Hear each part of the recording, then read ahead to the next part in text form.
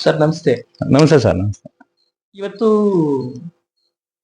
ಕನ್ನಡಿಗರ ಬಗ್ಗೆ ಒಂದಷ್ಟು ಹೇಳೋಣ. ಕನ್ನಡಕ್ಕೆ ಆದಂತ ಒಂದಷ್ಟು ಇತಿಹಾಸ ಇದೆ. ಬಟ್ ಕಮಲ್ ಹಾಸನ್ ಅವರು ತಮಿಳಿನಿಂದ ಹುಡ್ತು ಅನ್ನುವಂತ ಮಾತಾಡ್ತಾರೆ. ಬಟ್ ಅದ್ರ ಒಳಗಡೆ ಬಂಡವಾದ ಇದ್ರ ಬಗ್ಗೆ ತಾವೇನ್ ಹೇಳ್ತೀವಿ? ಎಲ್ಲರಿಗೂ ನಮಸ್ಕಾರ. ಹಾಗೂ ನಿಮ್ಮೆಲ್ಲ ಪತ್ರಿಕಾ ಮಿತ್ರರಿಗೆ ವಂದನೆಗಳನ್ನ ತಿಳಿಸ್ತಾ, ನಾನು ಕಮಲ್ ಹಾಸನ್ ಅವರಿಗೆ ಒಂದು ಮಾತು ಹೇಳಲಿಕ್ಕೆ ಇಷ್ಟಪಡ್ತೀನಿ. ನಾವು ಏನು ಈ ಕನ್ನಡಿಗರಿದ್ದಾರೆ, ಈ ಕನ್ನಡದ ವಿಷಯವನ್ನೇ ಅವ್ರಿಗೆ ಗೊತ್ತಿಲ್ಲ ಅಂತ ಕಾಣ್ತದೆ. ಕಮಲ್ ಹಾಸನ್ ಅವರು ಒಂದು ದೊಡ್ಡ ನಟ ಇರ್ಬೋದು. ಆ ನಟ ಆಗ್ಬೇಕಾದ್ರೆ ಇವತ್ತು ಕನ್ನಡ ಜನತೆ ಅವರ ಪಿಕ್ಚರ್ ಅನ್ನ ನೋಡಿ, ಅವರ ತೆಗ್ದಂತ ಫಿಲಂಗಳು ನೋಡಿ ಅವರು ದೊಡ್ಡ ನಟರಾಗಿರ್ಬೋದು. ಆದ್ರೆ ಇವರು ಹೇಳಿಕೆ ಕೊಟ್ಟು ಕಮ್ಮಿ ಅಂದ್ರೆ ಒಂದು ವಾರ ಆಯ್ತು. ಒಂದು ವಾರದಿಂದ ಇಡೀ ಎಲ್ಲಾ ಸಂಘಟನೆಗಳು ಇವತ್ತು ಅವ್ರನ್ನ ಕ್ಷಮೆ ಕೇಳಿ ಅಂದ್ರೆ ಇವತ್ತು ಕ್ಷಮೆ ಕೇಳ್ತಾ ಇಲ್ಲ. ಅದಕ್ಕಿಂತ ಮಿಗಿಲಾಗಿ ಇವ್ರು ನಾವು ಏನು ಒಂದು ದೊಡ್ಡ ದೇವ್ರು ಅಂತ ನೆಮ್ಕೊಂಡಿದೀವಿ ಅಂತ ಕೋರ್ಟ್ ಅವರು ಇವತ್ತು ಜಡ್ಜ್ ಅವರು ಒಂದು ಹೇಳಿಕೆ ಕೊಟ್ಟಿದ್ದಾರೆ. ಅವ್ರಿಗೆ ಕ್ಷಮೆ ಕೇಳಲೇಬೇಕು, ಕನ್ನಡದ ಬಗ್ಗೆ ಅಪಮಾನ ಮಾಡಿದ್ದಾರೆ ಅಂತ. ಆದ್ರೆ ಕೋರ್ಟ್ಗೂ ಸಹ ಅವರು ಮಾನ್ಯತೆ ಕೊಡ್ತಾ ಇಲ್ಲ ಅಂದ್ರೆ ಅವರು ಕಮಲ್ ಹಾಸನ್ ಅವರು ನಟ ಅಲ್ಲ. ನಿಜವಾಗ್ಲೂ ಯಾವುದೇ ಕಾರಣಕ್ಕೂ ಇನ್ ಮುಂದೆ ಈ ತರ ಕನ್ನಡದ ವಿಷಯಕ್ಕೆ ಬರ್ದೇನೆ, ಕನ್ನಡ ಏನು ತಪ್ಪು ಹೇಳಿಕೆ ಹೇಳಿದೇನೆ ಇನ್ ಮುಂದಿನ ದಿನಗಳಲ್ಲಿ ಅವರು ಕ್ಷಮೆಯನ್ನ ಕೇಳಿ ಅವರು ಕೇಳದೆ ಆದ್ರೆ ಕನ್ನಡ ಜನತೆ ಕ್ಷಮಿಸ್ತಾರೆ. ಇಲ್ಲಾಂದ್ರೆ ಯಾವುದೇ ಕಾರಣಕ್ಕೂ ಕನ್ನಡ ಜನತೆ ಕ್ಷಮಿಸಲ್ಲ. ಅವರು ಯಾವುದೇ ಫಿಲಂಗಳು ಬಂದ್ರು ಇಲ್ಲಿ ನಾವು ಇಡೀ ನಮ್ಮ ಕರ್ನಾಟಕದಲ್ಲಿ ಅವ್ರನ್ನ ರಿಲೀಸ್ ಆಗಕ್ಕೆ ಬಿಡಲ್ಲ ಅಂತ ಮಾತನ್ನ ಈ ಸಂದರ್ಭದಲ್ಲಿ ಹೇಳಲಿಕ್ಕೆ ಇಷ್ಟಪಡ್ತೀನಿ. ನಾನ್ ಕೇಳೋದು, ಹೀರೋಗಳು ಅಂದ ತಕ್ಷಣ ಫಿಲಮ್ ಅಲ್ಲಿ ಮಾಡಿದ ತಕ್ಷಣ ಫಿಲಮ್ ನಲ್ಲಿ ಹೇಗೆ ನಡ್ಕೊಳ್ತಾರೋ ಆ ತರ ಜೀವನದಲ್ಲಿ ಇರ್ತಾರೆ ಅಂತ ತಿಳ್ಕೊಂಡ ಅಭಿಮಾನಿಗಳು ದೇವ್ರು ಅಂತಾರ ಅವ್ರನ್ನ? ಇಲ್ಲ ಸರ್, ಅದು ಅವ್ರು ಅರ್ಥ ಮಾಡ್ಕೋಬೇಕು. ಇವತ್ತು ಹೀರೋ ಅಂದ್ರೆ ಅವ್ರ ಮನೆ ಸೊತ್ತಲ್ಲ, ಭಗವಂತ ಒಂದು ದೇವ್ರು ಕೊಟ್ಟಂತ ಒಂದು ವರ. ಅದು ಒಂದು ಕಲೆಗೆ ದೇವ್ರು ಕೊಟ್ಟಂತ ವರ. ಅದು ಎಲ್ಲರಿಗೂ ಬರಲ್ಲ. ಅಟ್ಲೀಸ್ಟ್ ಅಂತ ಒಂದು ವರ ದೇವ್ರು ಅವ್ರಿಗೆ ಕಮಲ್ ಹಾಸನ್ ಕೊಟ್ಟಿರ್ಬೇಕಾದ್ರೆ ಅವ್ರು ಅರ್ಥ ಮಾಡ್ಕೋಬೇಕು. ನಾನು ಜನಕ್ಕಿಂತ ದೊಡ್ಡ ಯಾರಲ್ಲ. ನಾವು ಹೀರೋ ಆಗ್ಬೇಕಾದ್ರೆ ಜನಗಳು ನೋಡಿರೋದ್ರಿಂದ ನಾವು ಹೀರೋ ಆಗಿದ್ದೀವಿ. ಅದರಿಂದ ನಾವು ಜನಗಳಿಗೆ ನಾವು ಬೆಲೆ ಕೊಡ್ಬೇಕು, ಸಾರ್ವಜನಿಕರಿಗೆ ಅವ್ರಿಗೆ ಗೌರವ ಕೊಡ್ಬೇಕು. ಅವಾಗ ಮಾತ್ರ ಹೀರೋ ಆಗ್ಲಿಕ್ಕೆ ಸಾಧ್ಯ. ಈಗ ಕನ್ನಡ ಸಿನಿಮಾದಲ್ಲಿ ಅವರ ಅಭಿಮಾನಿಗಳು ಇದ್ದಾರೆ, ಅವರು ತೆಲುಗಲ್ಲೂ ಇದ್ದಾರೆ, ಎಲ್ಲ ಕಡೆನೂ ಇದ್ದಾರೆ. ಬಟ್ ಯಾವುದೋ ಒಂದು ರಾಜ್ಯದ ಬಗ್ಗೆ ಮಾತಾಡೋದ್ರಿಂದ ನಮ್ಗೆ ಇಷ್ಟೊಂದೆಲ್ಲ ಹೇಳ್ತಾ ಇದೆ. ಒಟ್ಟು ಅವ್ರಿಗೆ ತಪ್ಪು ಏನು ಅಂತ ಅರಿವು ಆಗಿದ್ರು ಕೂಡ ಇದುವರೆಗೂ ಒಂದು ಕ್ಷಮೆ ಕೇಳ್ದನೆ ಅವರು ಬಂಡಾಟ ಮಾಡ್ತಿದ್ದಾರೆ ಅಂದ್ರೆ ಬಟ್ ಅವ್ರ ಮನಸ್ಥಿತಿ ಏನಂತ ನೀವು?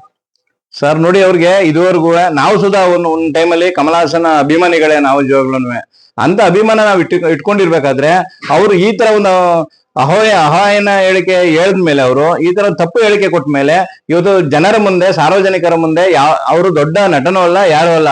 ಆದ್ರೆ ಇವತ್ತು ಇಷ್ಟೊಂದು ಜನ ಕೇಳ್ತಾ ಇದ್ರು ಕ್ಷಮೆ ಕೇಳ್ಬೇಕಂದ್ರೆ ಕೇಳ್ತಾ ಇಲ್ಲ ಅಂದ್ಮೇಲೆ ಅವರು ಯಾಕೋ ಹೀರೋ ಆಗೋಕೆ ಲಾಯಕ್ಕಿಲ್ಲ, ಅವ್ರು ಜೀರೋ ಆಗೋ ಒಂದು ಲಯಕ್ ಕಾಣಿಸ್ತಾ ಇದೆ.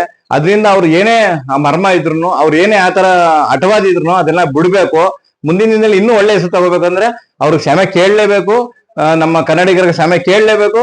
ಆ ಒಂದು ಇದನ್ನ ಅವ್ರು ಮಾಡ್ಲೇಬೇಕು ಸರ್. ಇಲ್ಲಾಂದ್ರೆ ಅದಕ್ಕೆ ದೇವರು ಸದಾ ಕ್ಷಮಿಸಲ್ಲ ಸರ್. ಈಗ ಇನ್ನೊಂದು, ಈಗ ಇವ್ರಿಗೆ ನಮ್ಮ ಕನ್ನಡಿಗರು, ನಮ್ಮ ಕನ್ನಡ ಸಿನಿಮಾ ರಂಗದಲ್ಲಿ ಇರ್ತಕ್ಕಂಥವ್ರು ಎಲ್ಲಾ ಕ್ಷೇತ್ರದಲ್ಲೂ ಕೂಡ ಬೇರೆ ಬೇರೆ ದೇಶಗಳಲ್ಲಿ ಇದರಲ್ಲಿ ಎಲ್ಲ ಕಡೆ ಹೋಗಿ ಬರ್ತಾರೆ.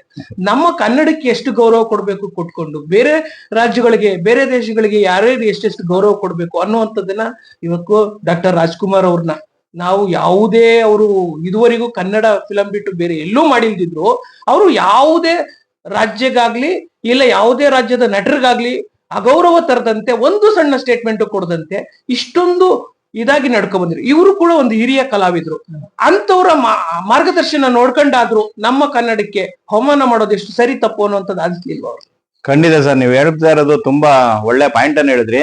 ಇವತ್ತು ಡಾಕ್ಟರ್ ರಾಜ್ಕುಮಾರ್ ಆಗಿರ್ಬೋದು, ವಿಷ್ಣುವರ್ಧನ್ ಸರ್ ಆಗಿರ್ಬೋದು, ಅಂಬರೀಶ್ ಸರ್ ಆಗಿರ್ಬೋದು, ಇವ್ರು ಯಾವುದೇ ಬೇರೆ ಭಾಷೆ ಮಾಡ್ಲಿಲ್ಲ ಅಂದ್ರೂ ತುಂಬಾ ಗೌರವನ ಕೊಟ್ಕೊಂಡು, ಮತ್ತೆ ಕನ್ನಡ ಅಂತ ಬಂದಾಗ ಅವರು ಎಲ್ಲ ಫಿಲಂ ಚೇಂಬರ್ನೇ ಬಿಟ್ಟು ಹೊರಗಡೆ ಬಂದು ಕನ್ನಡಕ್ಕಾಗಿ ಹೋರಾಟ ಕೊಟ್ಟಂತ ವ್ಯಕ್ತಿಗಳು ಅಂದ್ರೆ ರಾಜ್ಕುಮಾರ್ ಅಂತವ್ರ ನೋಡಿ ಇವರು ಕಲಿಬೇಕು. ಯಾಕಂದ್ರೆ ಅವ್ರ ಜೊತೆಲಿ ಇವರು ಹಿರಿಯ ಒಂದು ಕಲಾವಿದರಾಗಿರೋದ್ರಿಂದ ಇವರು ಇಂಥ ದೊಡ್ಡವ್ರನ್ನ ಏನ್ ನಡ್ಕೊಂಡು ಹೋಗಿದಾರೆ ಅವ್ರ ಹಾದಿಯಲ್ಲಿ ಇವರು ನಡಿಬೇಕು. ಆದ್ರೆ ಕಮಲ್ ಹಾಸನ್ ಇವತ್ತು ಈ ಮಟ್ಟಿಗೆ ಬೆಳಿಬೇಕಂದ್ರೆ ಅವ್ರು ಸ್ಟಾರ್ಟಿಂಗ್ ಅಲ್ಲಿ ನಮ್ಮ ಕನ್ನಡ ಫಿಲಮ್ ಅನ್ನ ಮಾಡ್ತಾ ಇದ್ರು. ಕನ್ನಡದಲ್ಲಿ ಅವರು ಫಿಲಮ್ ಅನ್ನ ಮಾಡಿ ಯಾವ್ದೋ ಒಂದು ಇದ್ರಲ್ಲಿ ಯಾವ್ದು ಕಂಡಕ್ಟರ್ ರೋಲ್ ಅನ್ನ ಮಾಡಿ ಅದರಲ್ಲಿ ಸಿಗರೇಟ್ ಎಸೆದ ಮುಖಾಂತರ ಅವರು ಅಷ್ಟೊಂದು ಡೆವಲಪ್ ಆಗೋ ಕಾರಣ.